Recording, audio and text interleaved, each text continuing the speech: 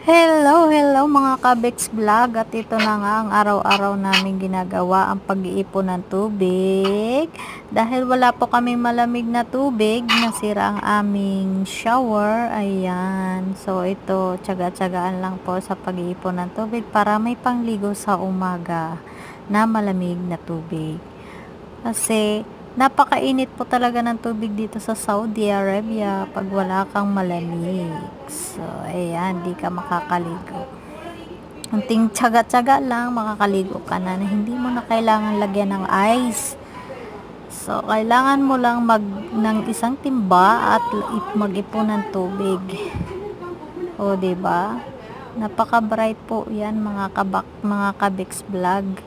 Ipon-ipon lang, may panligo ka na. So, ayan, mga Kabex Vlog, bye-bye. For today's video, bye-bye. Thank you for watching.